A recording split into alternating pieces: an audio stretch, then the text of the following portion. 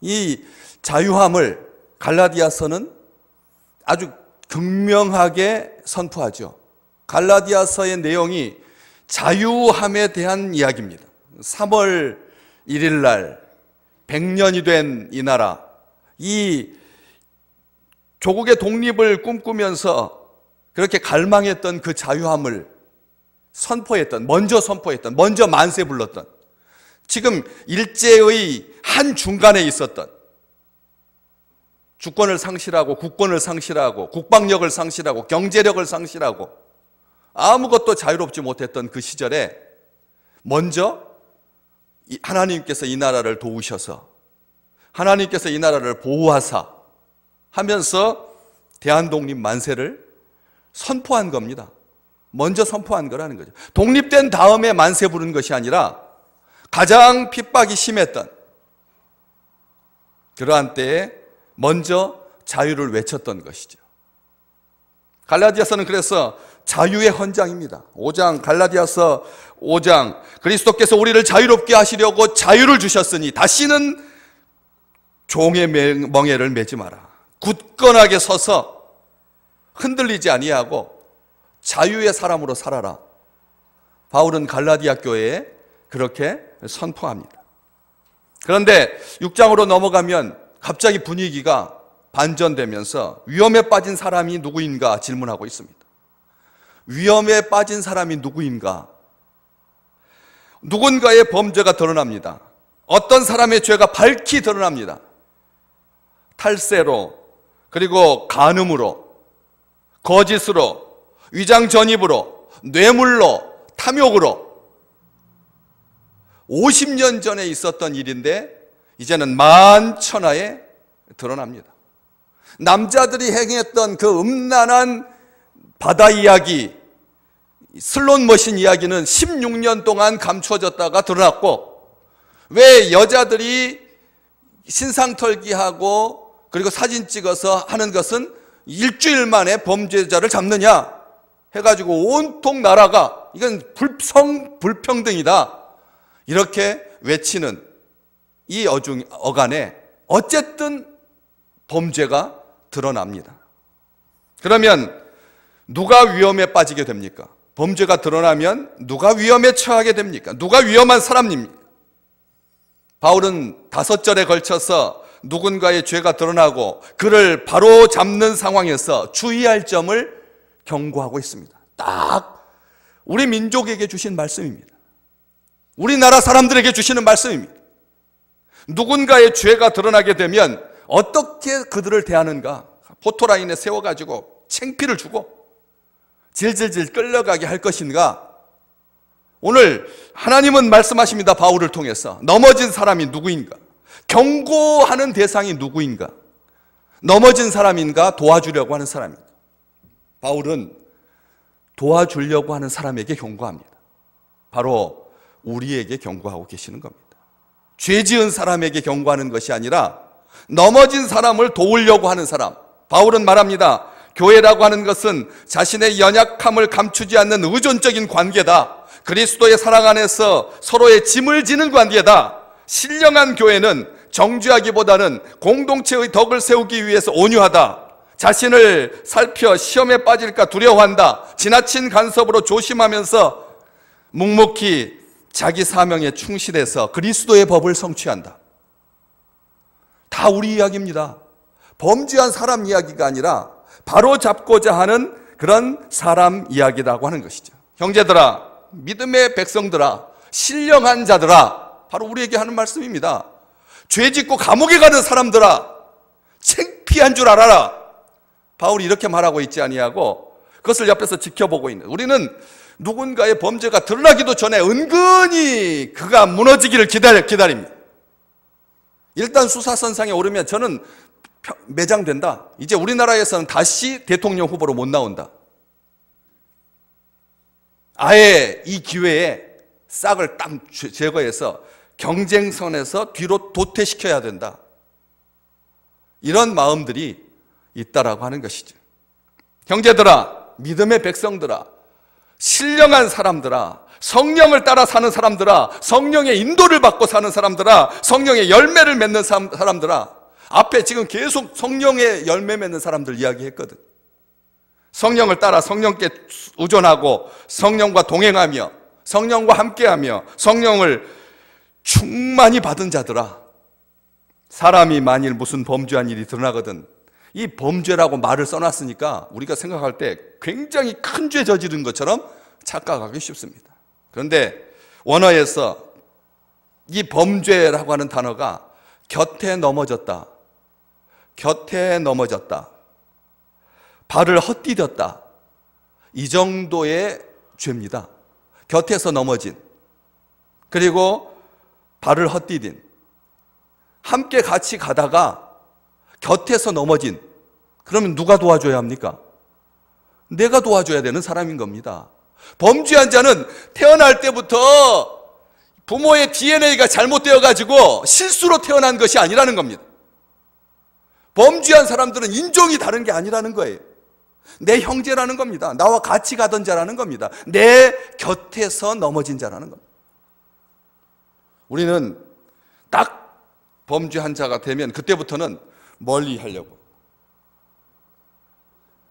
조금이라도 연관되지 않으려고 미리서 선수칩니다. 곁에서 넘어진 자. 그래서 성경은 이 범죄라고 하는 것에 대해서 마태복음 6장에서는 과실, 마가복음 11장에서는 허물, 로마서에서는 넘어진, 이런 정도밖에 번역을 하지 않습니다. 범죄, 죄악이라고 하지. 눈에 흔히 보이는 실수나 과오, 바울이 반복적으로 사용하고 있는데, 바울이 범죄라고 해서 이게 무슨 치명적인, 인륜을 저버린 엄청난 죄가 아니라 실수나 과오 정도라는 것이죠.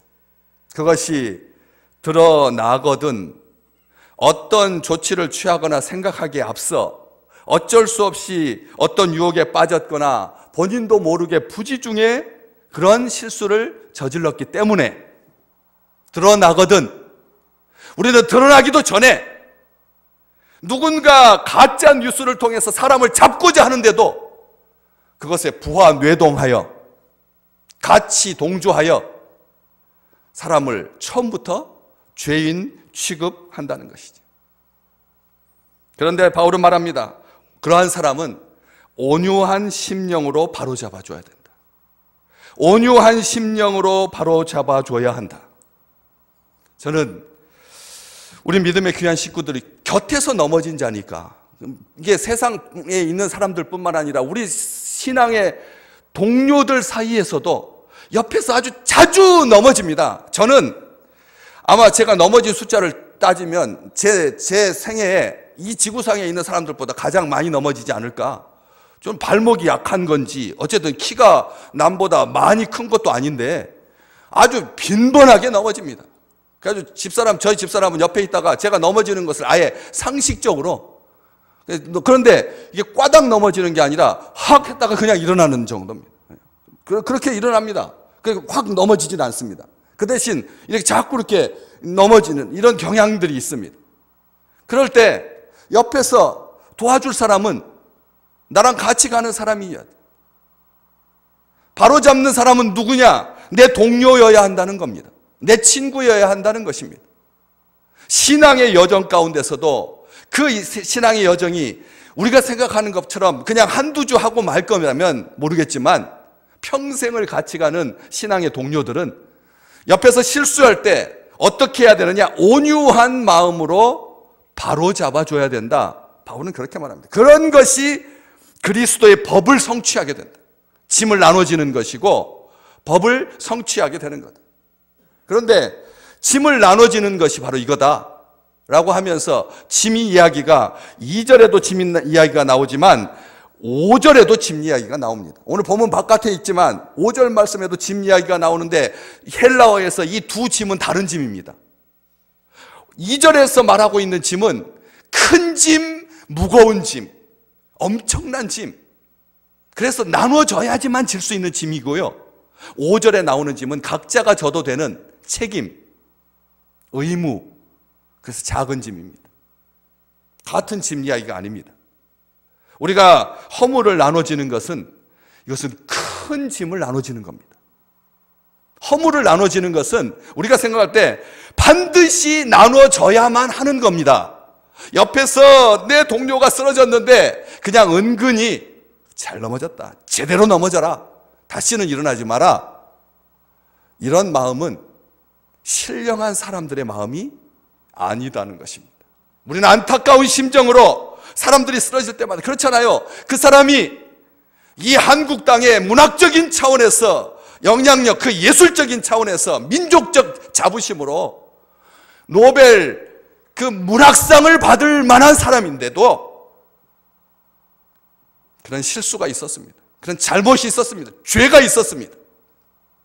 그럴 때 우리는 어떤 식으로 그런 사람을 바라보아야 합니까? 초등학교 교장 선생님 이야기, 저는 이 이야기를 참 오래도록 기억하고 있습니다. 그분이 총각 시절에 시골에서 교편 생활을 합니다. 하루는 학교로 출근하는 그런 과정에서 꼭 징검다리를 건너서 시내를 건너서 학교에 출근해야 되는데 항상 조심해서 잘 다녔는데 그날은 더 조심했습니다. 왜냐하면 옷을 이제 제자들 앞에서 아주 새 옷을 쫙 입고 새 학기를 시작하니까, 그래서 잘 조심해서 가고 있는데 그냥 물에 그냥 펑덩 빠지고 말았습니다. 신발도 젖고 바지도 젖고 흠뻑 젖었습니다. 아무리 생각해도 젖은 몸으로는 학교에 갈 수가 없을 것 같아서 서둘러서 얼른 집으로 돌아왔습니다. 옷 갈아입으려. 때마침 서울에서 잠시 내려오신 어머니께서 집에 계셨습니다. 그러자 아들을 흠뻑 젖은 아들을 보면서 안타까워하시면서 딱하다는 듯이 물으셨습니다. 웬일이냐고. 징검다리 건너다가 빠졌습니다. 그래서 옷 갈아입으려고 왔다고. 그런데 어머니가 다음 질문을 하십니다. 징검다리를 건너다가 잘못 놓인 돌을 밟아서 이렇게 빠졌는데, 그래, 그러면 네가 밟았던 그 잘못 놓인 돌은 바로 잡아놓고 왔느냐? 이 질문 앞에 선생님이셨던, 총각 선생님이었던 이 교장 선생님은 머리를 극적이면서 대답합니다. 얼른 옷 갈아입을 생각만 했지 미처 돌을 바로 놓아야 된다는 것을 생각하지 못했습니다. 그러면서 속으로는 좀 야속하고 서운했습니다. 이 어머니가 아들을 나무랍니다. 이놈아, 네가 그런 식으로 해서 무슨 선생이 되겠느냐? 얼른 가서 돌을 바로 잡아놓고 오너라. 그리고 나서 옷을 갈아입도록 해라. 어머니의 말씀이 너무 야속했습니다. 100번 옳았지만, 지당하신 말씀이었지만, 그래도 어머니의 말씀대로 얼른 가서 잘못 놓인 돌을 바로 놓고 돌아왔습니다. 그런 다음에 옷을 갈아입고 그리고 출근합니다. 생각했습니다. 그 뒤에 그가 어디를 가든지 무슨 일을 하든지 돌을 바로 놓는 마음으로 매사에 임했다고 합니다. 그러다 보니까 자기의 마음도 바르게 되고 자기를 바라보던 사람들도 그를 존경하고 바르게 보아 주었던 것이죠. 그래서 지금은 모든 사람들이 존경하는 교장 선생님이 되셨다. 그 이야기를 어떤 책에서 제가 읽은 적이 있습니다. 우리가 위험에 빠진 사람, 온유한 심령으로 바로 잡아줘야 된다. 온유한 심령으로 바로 잡아줘야 된다. 바로 잡아줘야 된다. 온유한 심정으로. 온유한 심정이 뭡니까? 부드러운 마음으로. 온유한 심령은 부드러운 마음으로 따뜻하게. 왜요? 우리 또한 똑같이 실수할 수 있기 때문에 그렇습니다. 우리가 보장할 수 있습니까? 장담할 수 있나요? 평생 우리는 넘어지지 않는다. 넘어지지 않는다라고 하는 사람이, 남이 넘어진 것 가지고 자꾸 지적질했던 사람들이 똑같은 실수를 저지릅니다. 그렇게 손가락질을 보면 하나만 그 사람을 향하고 있지, 요것도 그 사람을 향하고 있을 수 있지, 그러나 세 개는 나를 향하고 있다라고 하는 것을 우리는 손가락질 할 때마다 기억해야 합니다. 손가락질 할 때마다 그 사람을 향하고 있는 것은 한계고 나머지는 나를 향하고 있다는 것을, 심지어는 하늘을 욕한다는 거예요. 하늘을. 이렇게 손가락질하면 그 사람을 욕한 것뿐만 아니라 하늘을 욕하고, 그리고 나는 세계를 욕하는 것이지. 바로잡는다라고 하는 것은 찢어진 그물을 고친다라고 하는 말을 할 때 사용하는 말과 같다. 제가 온전하다라고 하는 그 말이 찢어진 그물을 수선하는 거다. 그리고 출항 준비를 갖추는 거다. 부러진 뼈를 맞춰주는 거다. 그 같은 단어다 말씀드렸습니다. 무조건 용서가 아닙니다. 참고 침묵하고 모른 척하는 것이 용서 아닙니다. 죄를 깨닫도록 도와주고 그것을 바로잡는 수고가 필요한, 찢어진 그물을 수선하는 것 얼마나 잔손질이 가고 지루하고 힘든 일입니까? 죄가 찢어지게 합니다. 죄가 세게 만듭니다. 죄가 그물을 망칩니다. 삶을 망칩니다. 손에 잡히는 것 없게 합니다. 허무하게 만듭니다. 결국은 망하게 만듭니다. 온유한 심령으로 하나님 앞에 자신이 무능하고 무지한 존재임을 인정하고 전적으로 하나님께 맡기는 겸손한 마음으로 자신을 의지하거나 높이려고 하는 유혹에 빠지지 않도록 자기 자신을 살피면서 1절 후반부, 너 자신을 살펴 너도 시험을 받을까 두려워하라. 자신을 살펴라. 그래서 2절에서도 그렇게, 1절에서도 자기 자신을 살피라고 하는데 바울은 4절에서도 각각 자기의 일을 살피라고 말합니다. 고린도전서 11장 28절 성찬식 때 늘 들으셨던 말씀이죠. 사람이 자기를 살피고 그 후에야 이 떡을 먹고 이 잔을 마실지니. 주님의 성찬에 임하면서 자기 자신을 먼저 살핀 후에야 주님의 떡을, 주님의 잔을 마실 것입니다. 비방하고 따지고 심판하려고 들지 말고 그것을 거울 삼아서 나도 그 시험에 빠지지 않도록 주의하라. 시험에 빠지는 사람들을 살펴보면 늘 놀랍게도 다른 사람들의 잘못이나 실수를 비난했던 그 사람이 같은 시험에 빠지기 때문입니다. 우리는 연약한 존재입니다. 불의한 존재입니다.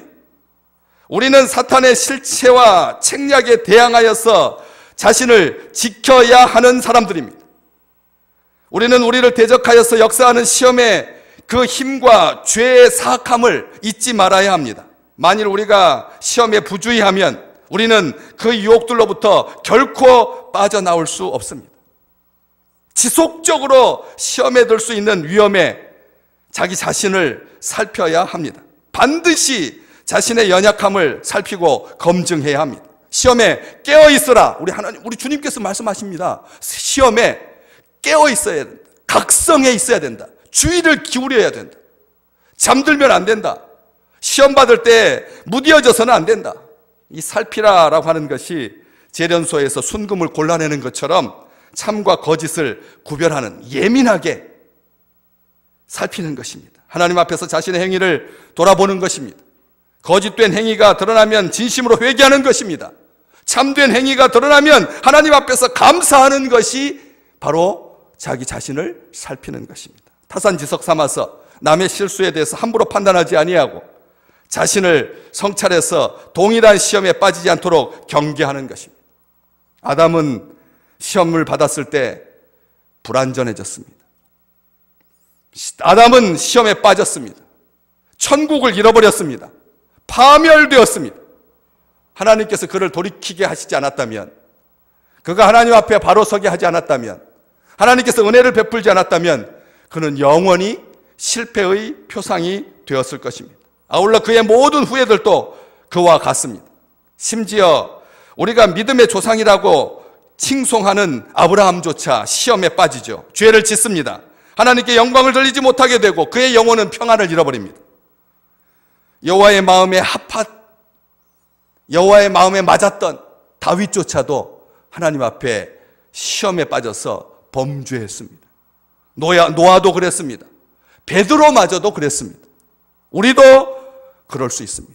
시험에 빠지면 게을러지고 부주의해지고 방종하게 되고 말씀이 들려오지 않게 되고 다른 사람들을 파괴시킵니다. 고린도전서 5장과 갈라디아서 5장에 똑같이 적은 누룩이 온 덩이에 퍼지느니라. 진리에 연약한 몇 사람이 다른 믿음의 신실한 사람들에게까지도 영향을 미친다는 것입니다. 나 혼자 썩고 마는 것이 아니라, 나 혼자 부패하고 마는 것이 아니라, 나 혼자 시험에 빠져서 그렇게 코가 석자가 되고 날마다 한탄하고 우울에 빠지는 것이 아니라 그 영향력이 막강하다는 것입니다. 시험은 많은 사람들을 더럽힙니다. 시험은 영혼 깊숙이 관통하고 어떠한 해독제도 그것에 미치지 못하게 합니다. 시험은 점점 가속화하는 경향이 있습니다.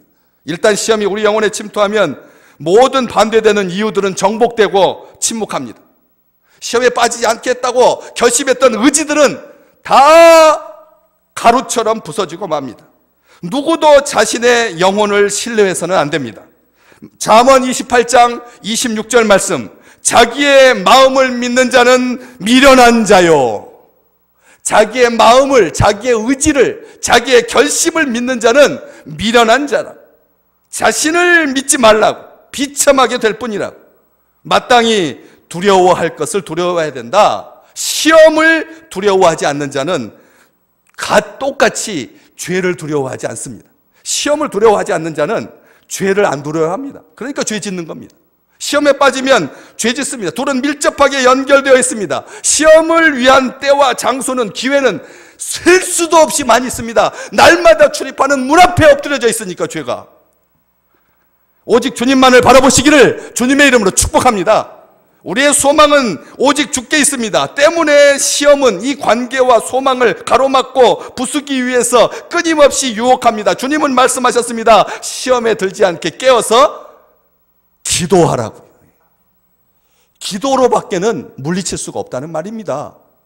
기도하지 아니하면 시험에 빠진다는 것입니다. 그래서 날마다 오늘 음식 주셔서 감사합니다. 우리나라에 전쟁 일어나지 않게 해주셔서 감사합니다. 우리 아들 대학 가게 해주셔서 감사합니다. 우리 아들 며느리 보게 해주시고 손주 낳게 해주셔서 감사합니다. 더하여 하나님이여 저의 영혼을 보호하시고 제 마음과 모든 길에서 지켜주시옵소서. 미혹되지 않게 해주시옵소서. 이게 우리의 매일의 기도가 되어야 하지.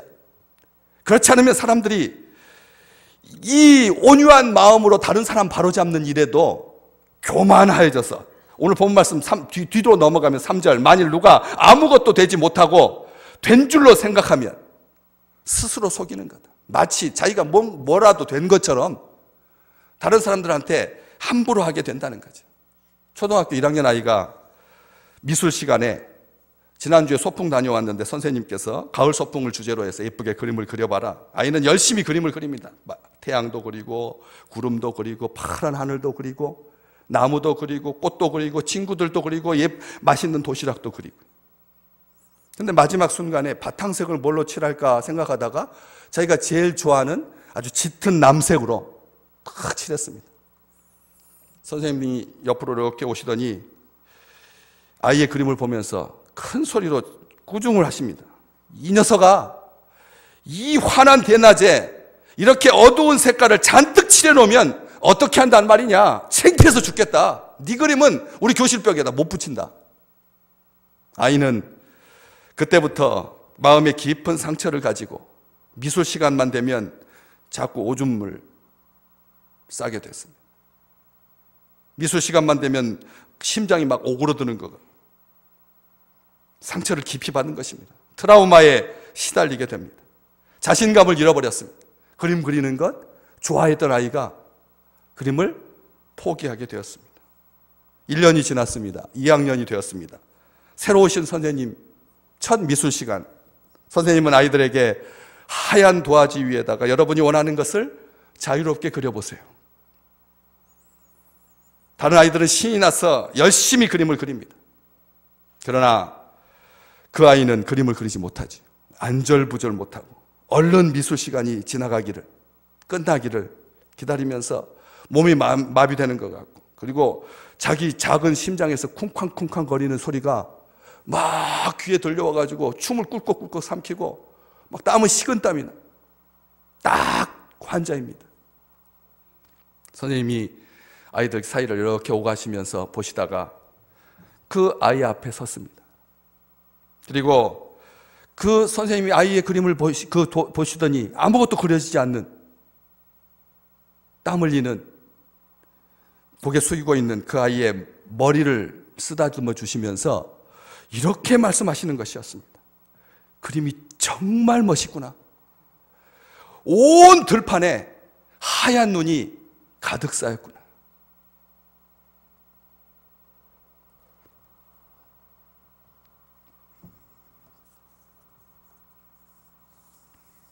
우리는 이 세상 살면서 이게 짐이죠, 짐. 우리의 작은 언어가 사람을 얼마나 황폐하게 하는지. 우리의 이 가시도 친 말들이 내가 뭐라고, 내가 마치 무슨 아무것도 되지 못했는데 된 줄로 생각하면서 nothing인데 something이라고 생각해서 사람들을 가르치려고 든다는 것이지. 그러면 그리스도의 법이 성취되지 않습니다. 그리스도의 법은 뭡니까? 율법이 죽이는 거라면, 율법이 정죄하는 거라면, 율법이 짐을 지우는 거라면 우리 주님의 법은 짐을 벗겨주는 법입니다. 우리 주님의 법은 사람을 고쳐주는 법입니다. 사랑하는 법입니다. 서로의 짐을 져주는 것. 그래서 짐 중에 가장 무거운 죄의 짐, 그 짐을 자기가 감당하지 못해서 사람들이 얼마나 힘들어하는데 거기에다가 자기 말로 또 다른 짐을 위에다 올려서 짓눌려 뭉겨지게 하지 않도록, 홀로 울지 않도록, 멸망하지 않도록, 지나치지 않고 비난과 정죄로 짐을 더 늘리지 아니하고 가볍게 도와줘서, 그래서 그 일을 거만하게 하지 아니하고 이웃뿐 아니라 원수까지도 사랑하셨던 그 그리스도의 법을 성취하는 놀라운 축복이 우리 믿음의 식구들에게 날마다 더해지시기를 주님의 이름으로 축복합니다. 평생에 이 나라를 향하여서 우리 주님께서 그 무거운 일제의 짐을 우리 주님께서 벗겨주셨듯이 우리가 이 땅에 사는 동안 죄의 짐으로 인해서 힘들어하는 이 세대를 그렇게 나누어지는, 자기 자신을 두려움을 가지고 살피는 온유한 심령으로 내 형제를 바로잡는 그런 귀한 축복이 우리 믿음의 식구들에게 가득하시기를 주님의 이름으로 축복합니다.